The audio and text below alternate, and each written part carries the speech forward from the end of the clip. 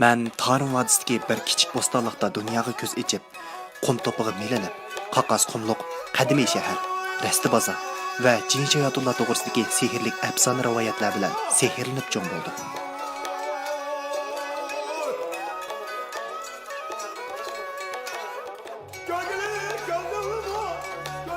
Mən kichigimdan boshlab boshqa afsona hikoyalarga qaraganda rasti bozorlarning hikoyalari rost bo'lgan ishlarni anglashga to'limi qiziqatdim. Masalan, Hashim Qalandarning o'smi setaverib beyib ketganlari, yana texi kunda bozorga to'tli mozoya kirib, kunkash bo'g'icha yanchug'ini to'mpaytib, hengayg'inicha uyga qaytadigan Matcho'qurning kishini hayron qoldirgan hikoyalari. Cho'nglardan ularning hikoyalarini anglaganimda qilchilik ajablanmagan. Biroq ularning haqiqatan sodiga ipi bor. Fursatni ching tutishni bildiganligiga haqiqatan qo'l qo'ygan. Shunday hikoyalarni ko'p anglaverib, mening bu sodiga bo'lgan ishtiyoqim aslab eshishga boshladi. Әтсі, дадам менің қолымдан чың тұтқыныча, базарның у бешіден bu бешігіче айландырды. Базарның чоңлықыға кеп кетмейді. Дадамның дейішче, бұл базар шәһріміздегі тарихи әң uzun, әң чоң базар кен. Bu yerdeki sodgərlərinin baha dolaşları, çaq-çaq aralaş xerida çaqırışları, Gapdan sodgərlərinin xeridalarını məhsulatqa mayil qilishları, əsli rəsti bazarının sodu qilishidagi әң kəskin rəqabət meydanı ikənligini bana yana bir qaytim tonutdi. Şunundan itibaren sodadan ibaret jafosimi ham rohitimi yetkuchi bo'lgan, yuqori mahorat talab qilgan bu kasbga kirish beqishni niyat qildim. Dadammo ko'nglimdagini bilib oldi bo'g'ay. Qo'lidagi guldak kunlarni ishqa selib, bu qaynoq bozordan o'rin elib, sevat tijoratini boshladi. Oila sharoitimiz degandek yaxshi bo'lmaganlik tufayli o'qishdan mahrum qolgan men dadamning kayniga kirib, yuragimga o't solgan bu savdo fursatini qo'ldan bermaganmi bo'ldi. Ay o'tdi, yil o'tdi. Dadam o'z qo'li bilan to'qigan sevatlarning savdosi bara-bara yaxshilanib mandi. Dadam amdilikda po'kayni menga yolg'iz tashlab qo'yib ketdiganmi bo'ldi. Bu jarayonda men savdoning qanday bo'lganligini, qanday qilganda texmo chiqqirmga erishgan bo'lganligini, texmo ishkilgan holatda tushunib yetdim. Shuningdan keyin mahalla bozorlarda kishilarning qo'lda biz to'qigan sevatni ko'rsam, dadam va o'zimdan faxrlanadigan bo'ldim. Bizning chidamchanligimiz, guldak hunarimizga tayinib, oilamizning sharoitimi texmi yaxshilanishga boshladi. Sodimiz doirasining kengayishi, hukumatning yordami bilan men oxiri davomli o'qish fursatiga ega bo'ldim. O'rta maktabni Urumchida tamomlab bo'lib, o'ngishli holda orzuim bo'yicha Beyjingdagi ma'lum universitetining soda iqtisod kasbiga qabul qilindi. Bu xo'shalligimdan telefonni elib, onamga darhol telefon qildim. Biroq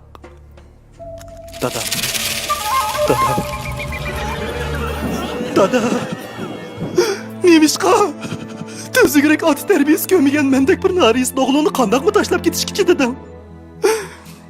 Sening otiliq mehringga tegi qonmagandim-ku. Japoda qapargan qo'llarini siqimdab turib, rahmat dada deyishga tegi ulgurmagan edim-ku. Amdilikda sening rahmating balam uchun deb tortgan japoying ostida mushinchilik holatiga yetganimda yana sening rag'batingga salomat turib berishingga muhtoj ekanligimni esimdan chiqarib qo'ygansan dada. Yotgan yerim jannati bo'lsin dada.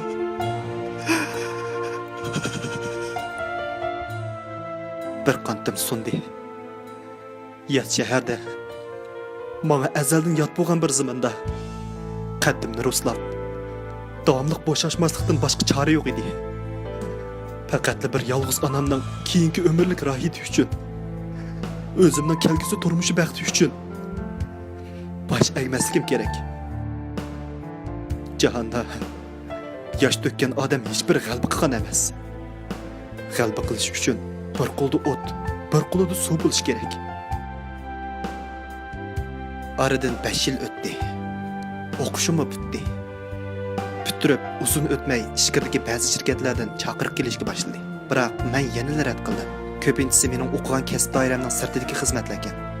Oxiri o'zimning titig'i yoqqidak o'qigan kasbimni joriy qildirish sharoiti to'liq bo'lgan TV bozoriga keldim. Ham shirkat madriyatini tushundim. Shirkatga kelgan birinchi kunda his qilganim shuki, bu shirkat milliy korxonalar ichidagi xeyli kasblashgan, tuzum jihatda sistemlashgan shirkat ekan. TV bozor asosliq raqamli televiziya va tor uchur vositasi orqali mahsulot setib chiqarishni asos qilgan shirkat bo'lib, men o'zimning o'rganganlar orqali Bu jihatda o'z xizmat mas'uliyat o'tisidan to'liq chiqa oladiganimga ko'zim yetdi. Bir necha yil xizmat qilish davomida shirkatdagi har millat xizmatdoshlarining to'limi uyushchan, o'zaro yordam berish, qo'llash ro'yining kuchli ekanligidan xo'ymi suyundim. Aradan 3 yil o'tdi. Ko'rsatgan xizmatdan erishgan natijam orqali shirkatning televiziya va tor uchur setish bo'limining bosh mas'ulligini o'z ustimga oldim. Erishgan kirimimmi o'ylaganimdan yaxshi chiqdi. Uzun o'tmay yezida yigani yo'lim qarab qolgan shu onamni biroqla Urumchiga ko'chirib akilib oldim. O'z vaqtida onam mening holimdan xabar olgan bo'lsa, endi men farzandning o'tashga tegishli mas'uliyatini ado qilishim kerak. Bu muvaffaqiyatlarimni dadamni ko'rgan bo'lsa, qancha xushal bo'lib ketadi-da. Ilgari dadam bilan sotgan suvatlarni ishlarning qo'lda ko'rib faxrlangan bo'lsam, mana endi TV bozorining setib chiqargan har bir mahsulotlarni, o'tqashda qizg'inlik rangi bilan bo'yalgan yashiklarimizni o'ylarda ko'rganimizda o'zimizdan olamchi faxrlanish ilkida turibdiman.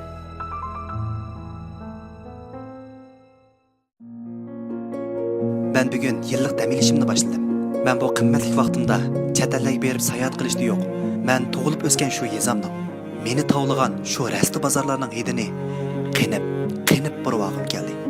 Ani shu chaqlarda toychoqda qiyiqib o'ynagan chig'ir yo'llarda balliq vaqtimdagi shu untuluqsiz kunlarni asga elib, asti qadamlar bilan nishonsiz maqmoqdiman.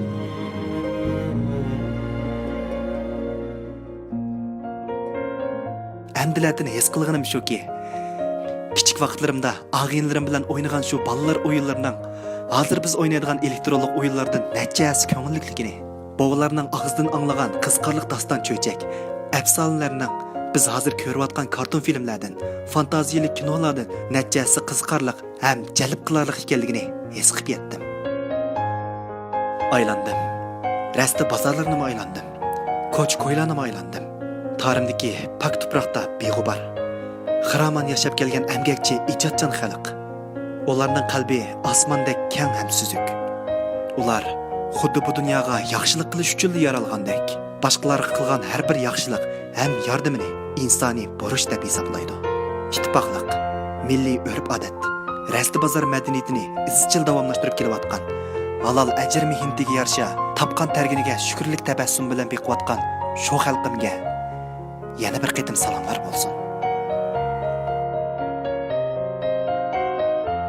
Men yurtimga keldim. Albatta quruq qo'l kelmadim. Konlarda bug'doyning bo'lmasa, bug'doy so'zing bo'lsa-chu degan so'zmi aytilgan. Men TV bozor shirkati ham tug'ilib o'sgan yurtimga vakil bo'lib, ozg'in ko'nglimni egicha aqsiz, kuch mag'durdan qolgan aholilarga yordam qilishdan boshladim.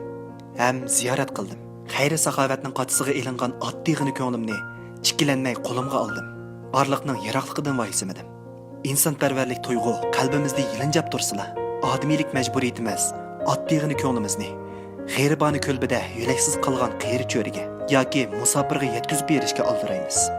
İnson yuragining nozik hissiyotida ifodalangan hissdoshlik ana shundoq ulug'. U hech qachon inson tabiatisini darajaga ayirgan emas. Farqli odamlarga farqli muomala qilishni xohlamaydi. Men bu kunlarimga erishish uchun oz jafo mushaqqat tortmadim. Xizmat jafosi bilan harsammo hech qachon bal qo'yayotganim yo'q. Chunki jafodan keyingi halovatning naqadar shirin bo'lganligini mana men bilaman. Men har kuni uxlashdan ilgari o'zimga savol qo'yaman. Bugun biror natija qo'lga keltirdimmi? Qattiq o'ylanib, butun dashqonlarni o'tkazayotgandan keyin eng haqiqiy, eng qizg'in, eng kuchli ovoz qiladi. Alga, yana alga. Men o'zimning jasoratidan mangu gumonlanmayman. O'zimning irodasini mangu bo'g'mayman. O'zimning aql iqtidorimni mangu ko'nmayman. Sukut unutishni keltirdi. To'xtash chekinishdan derak beradi. Faqat ilgirlashlar seni jasoratga ega qilib, yo'riqlikka ilib boradi. Agar bugun qochoq askar bo'lsam, umrim pushaymon ichida o'tadi. Men to'xtashni rad qilaman. Chunki u oxirlashishning boshlanishi. Mening olg'a ilgirlashimni hech qanday qiyinchilik to'siy olmaydi. Bugun aldangan bo'lsam-mo, men turmushga bemalol yuzlaman. Bugun ziyonkashlikka uchragan bo'lsam-mo, bilaman.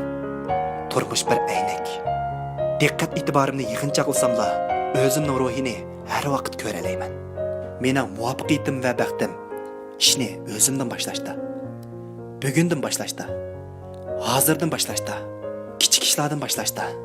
Yuqorqi so'zlar uzoq tarixdan buyangi rasta madaniyatini, hozirgi davrimizdagi raqamli televiziya rastasi bo'lgan TV bozoriga ulashtirgan har bir rasta yulduzlarining ahdinomisi.